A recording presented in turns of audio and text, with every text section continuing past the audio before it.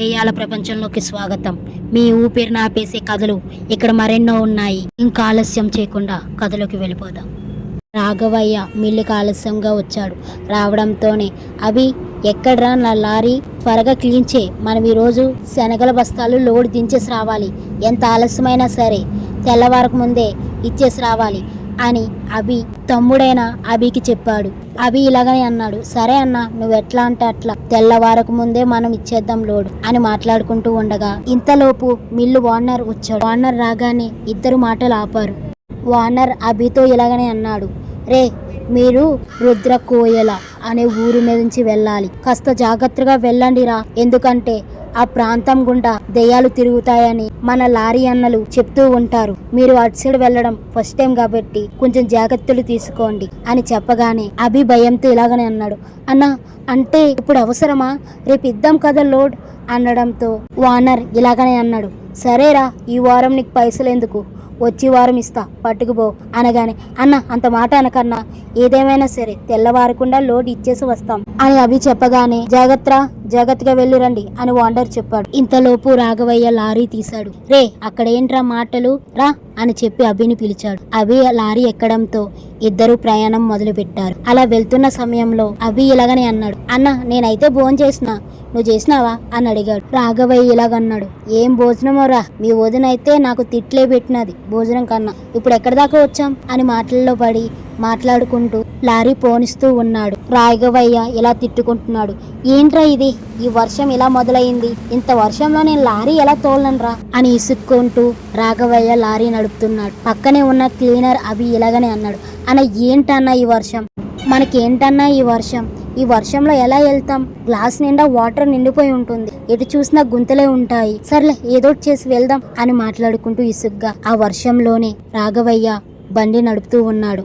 రాఘవయ్య అలా పోనిస్తూ సిటీ మార్గం గుండా కాకుండా పల్లెటూరు వద్దకు అలా లారీ తిప్పాడు. పల్లెటూరు కావడంతో ఊరంతా అడవిలా ఉంది. అలా వెళ్తున్న తనకి జోరుమంటూ చినుకుల సవ్వడి వినిపిస్తుంది రాఘవయ్యకు. బీభత్సమైన చలిగాలి వేస్తుంది రాఘవయ్యకు. అబ్బబ్బా, ఏంటో ఈ గాలి, ఈ ప్రయాణం ఏంటో ఈ అర్ధరాత్రి అని తిట్టుకుంటూ రాఘవయ్య ఎడం వైపు తిరిగి చూస్తాడు. అక్కడ క్లీనర్ అభి పొడుకుని పాటలు పాడుతూ హుషారుగా ఉంటాడు. అది చూసిన రాఘవయ్యకు కోపం వచ్చి, రే, నిన్నెందుకు తెచ్చానురా నేను, అద్దం తుడిసిరా, లారీ పక్క కాపుతా అని చెప్పి లారీ కొంచెం ప్లేస్ చూసుకుని పక్కన ఆపాడు. ఆ చీకట్లో క్లీనర్ అభి లారీ దిగి, అబ్బబ్బా ఎన్న సోదేంటో వినలేకపోతున్నా అని తిట్టుకుంటూ ఆ అద్దాన్ని తుడిచాడు. అద్దం తుడిచి మళ్ళీ లోపలికి ఎక్కాడు అభి. అప్పటికే పూర్తిగా తడిచిపోయాడు అభి. అన్న ఇలా టవల్ ఇచ్చాడు, తుడుచుకుంటూ, పదన్నా, ఇంకా ఆలస్యం అవుతుంది మనకి అని అన్నాడు. అలా లారీ పోతూ ఉంది. దూరం నుంచి ఎవరో వస్తున్నట్టు కనిపించింది. రాఘవయ్య ఎవరో ఏంటో అని ఆరన్ కొడుతూనే ఉన్నాడు. లారీ దగ్గరికి వెళ్ళే కొద్దీ అక్కడ ఎవరూ లేరు.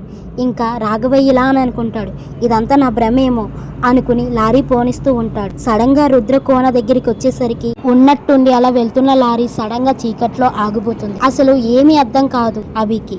నాగయ్యకు కూడా ఏమీ అర్థం కాదు, ఏంటి ఇక్కడ ఆగిపోయింది అని ఇసుగ్గా లారీ దిగుతాడు. రే, డీజిల్ అయిపోయినట్టుంది, నేను వెళ్ళి పక్కూరికి వెళ్ళి తీసుకొస్తా, నువ్వు అప్పుడు దాకా ఇక్కడే నెమ్మదంగా ఉండు అని నాగయ్య చెప్పడంతో అభి ఇలాగనే అంటాడు, అన్న నేను వస్తానన్నా అంటే, చిప్పుగానే పోయింది ఏట్రా నీకు, బండ్లో అంత లోటు పెట్టుకుని నువ్వెక్కడికి వస్తా, నాతో ఇక్కడే ఉండు, త్వరగా వస్తా అని గసురుకుంటూ ఆ లారీలో ఉన్న టిన్ని తీసుకుని పక్కూరు బంకుకి బయలుదేరాడు. అలా నాగయ్య వెళ్ళడో లేదో అభికి భయం పట్టుకుంది. ఎందుకంటే చుట్ల చాలా చీకటి, ఎటు చూసినా వర్షం. ఆ లారీ దిక్కుండా లారీలోనే కూర్చున్నాడు. పల్లెటూరులో నిశ్శబ్దంగా కప్పల అరుపులన్నీ వినిపిస్తున్నాయి. అది వింటున్న అభి భయంతో వణుకుపోతూ తన దగ్గరున్న సెల్ పట్టుకున్నాడు. ఏంటో సిగ్నల్ కూడా లేదు ఇక్కడ అని మనసులో అనుకుంటూ అన్న ఎప్పుడొస్తాడో ఏంటో అని భయపడుతున్నాడు. నాగయ్య నడుచుకుంటూ పెట్రోల్ బంకుకి పక్కూరైన సోకులపాలెం అనే గ్రామంలో ఉన్న పెట్రోల్ బంకు వద్దకు చేరాడు. అక్కడికి వెళ్ళగానే, అన్న కాస్త త్వరగా డీజిల్ పోయన్నా, మా తమ్ముడు అక్కడ ఊర్లో వదిలేసి వచ్చిన, త్వరగా వెళ్ళాలి అని అనడంతో అక్కడున్న ఒక అతను వచ్చి, ఎక్కడా, ఏ ఊరు మీది, ఎక్కడి నుంచి వస్తున్నారు అని అడగడంతో, మాది చాలా దూరంలే గాని అక్కడ లారీ ఆగిపోయినది, అక్కడ మా తమ్ముడు ఉండిపోయినాడు అని చెప్పడంతో ఆ డీజిల్ పోసి అతను చెయ్యి వణుకుతుంది. ఏమైంది ఈయనకి అనుకుంటూ, ఏమైందన్నా, ఎందుకు వణుకుతున్నావు అని అంటే, అన్న భయపడుతూ, రుద్రకోన అంటే మీ లారీ ఆగిపోయినది రుద్రకోన ఊరి మధ్యలో కదా అని అనడంతో ఆ అన్న కూడా అవునన్నా అనడంతో, త్వరగా వెళ్ళన్నా, అక్కడ ఉన్న వాళ్ళు ఎవరు ప్రాణాలతో బయటపడలేరు అని చెప్పడంతో ఆ అన్న భయపడుతూ డీజిల్ తీసుకుని ఆ ఊరికి బయలుదేరాడు. అలా వెళ్తున్న మార్గం అంతా చీకటితో కమ్ముకుంది. ఇంకా నాగయ్య ఇలా కాదు, త్వరగా వెళ్ళాలంటే పరిగెట్టాలి, పరుగు పరుగున ఆ గ్రామంలోకి వెళ్తున్నాడు. ఆ లారీ వద్దకు రాగానే అటు ఇటు చూస్తూ వర్షం పడుతుందని నెత్తిమీద చేసుకుని అభి అభి ఎక్కడున్నావురా, తమ్ముడు ఎక్కడున్నావురా అని అరుస్తూ అటు ఇటు చూస్తున్నాడు. లారీలోకి ఎక్కి ఈడు ఇక్కడే కదా ఉండాలి అని భయపడుతూ లారీ దిగి ఉరుచుట్లా చూశాడు. దూరం నుంచి అభి నిలబడ్డం కనిపించింది. వెంటనే నాగయ్య పరిగెట్టుకుని అక్కడికి వెళ్ళాడు. నాగయ్య తమ్ముడు గాలిలో లేచి తన పగిలిన సీసా బాటిల్ కడుపు దగ్గర పెట్టుకున్నాడు.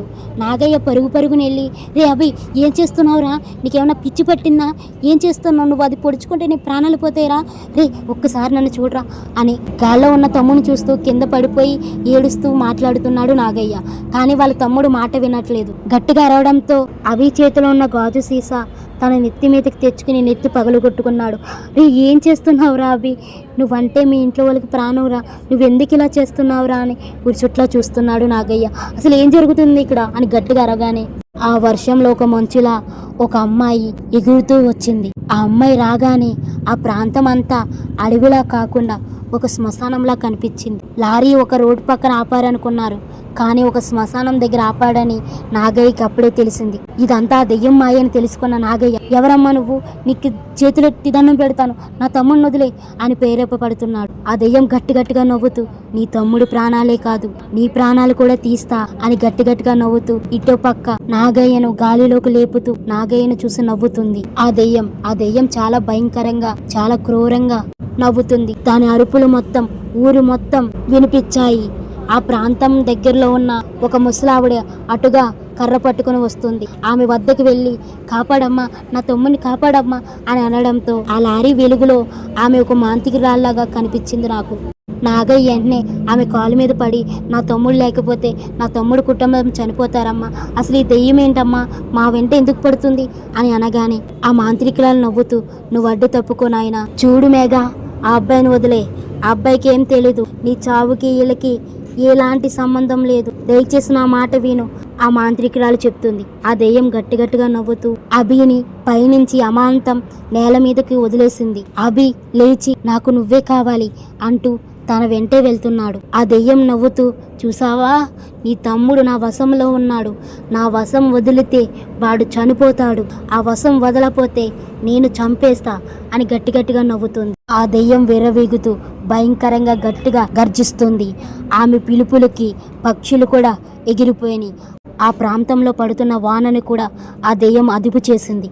నాకింక అర్థమైపోయింది, మా చావులు తన దగ్గరే మొదలవుతాయని, ఇలాగే మాతో పాటు చాలా మంది ప్రాణాలు తీసిందని కూడా నాకు అర్థమయ్యింది అని నాగయ్య తనలో బాధపడుతూ తల బాదుకుంటున్నాడు. ఆ దెయ్యం ముందుగా ఎవరిని చంపను అని గట్టిగా భయంకరంగా నవ్వుతుంది. ఆ చీకట్లో తన స్వరం చాలా వేగంగా గంభీరంగా వినిపిస్తుంది అడవి మొత్తం. నాగయ్య, నీకు ప్రాణాలే కావాలా, అయితే నా ప్రాణాలు తీసుకో, నా తమ్ముడిని వదిలే అని ముందుకు వెళ్తాడు. అక్కడున్న మంత్రగత్తె ఇదంతా చూస్తూ తన బ్యాగులోంచి ఒకలాంటి రుద్ర పూజ సామాగ్రి తీసింది. అక్కడే ఉన్న పాడి నీళ్లు తీసుకుని ఒక గలాసులోకి ఎక్కించింది. తన దగ్గర ఉన్న ముగ్గుతో ఒక వలయాన్ని సృష్టించింది. ఆ ముగ్గులో నిమ్మకాయలు పెట్టి తన పసుపు కుంకుమ, తన దగ్గర ఉన్న శివుడి భస్మపు బూడిద కూడా దాని మీద వేసి పూజ చేస్తుంది. అలా చేస్తున్నప్పుడు ఆ పూజను ఆపాలని ఆ భయంకరమైన దెయ్యం గాలిని సృష్టించింది.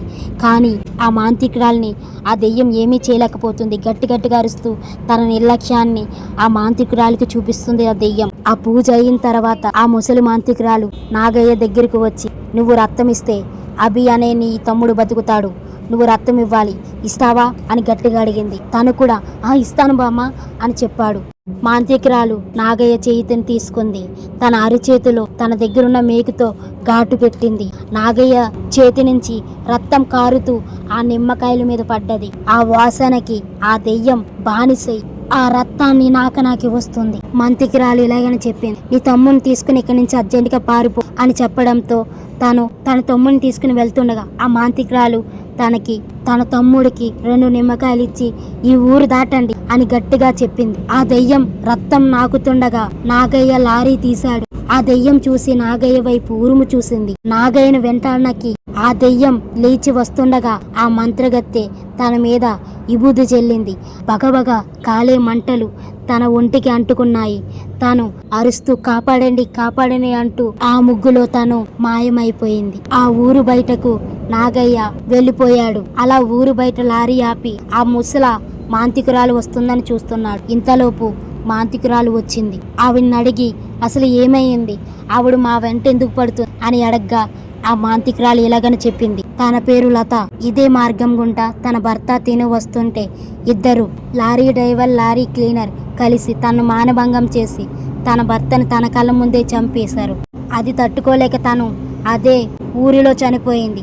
అప్పటి నుంచి ఆ ఊరిలోకి వచ్చిన వాళ్ళని చంపి అక్కడ పెద్ద శ్మశానమే ఏర్పరచుకుంది అని చెప్పగానే అభి వణుకుపోతున్నాడు. సర్లే మీకేమీ కాకుండా నేను చూసుకున్నా, ఇక ఇక్కడి నుంచి పోండి అని గట్టిగా చెప్పింది. అని చెప్పగానే లారీ తీసుకుని రాఘవయ్య అభిని తీసుకుని బయలుదేరాడు. అలా వెళ్తున్న వాళ్ళిద్దరూ లారీ అద్దంలోంచి చూశారు. అక్కడున్న ముసలావిడ అలా గాలిలో మాయమైపోయింది. రాఘవయ్యకు ఇప్పటికీ అర్థం కాదు కాపాడింది దేవతో దెయ్యమో, కానీ ఆ రోజు వాళ్ళ ప్రాణాలు దక్కాయి. మిమ్మల్ని మరెంతో భయపెట్టే కథలు కావాలంటే మన ఛానల్ ఇప్పుడే సబ్స్క్రైబ్ చేసుకోండి. అలాగే లైక్ చేయడం మర్చిపోద్దు. ఈ కథ మీకు ఎలా అనిపించిందో కామెంట్ చేయండి.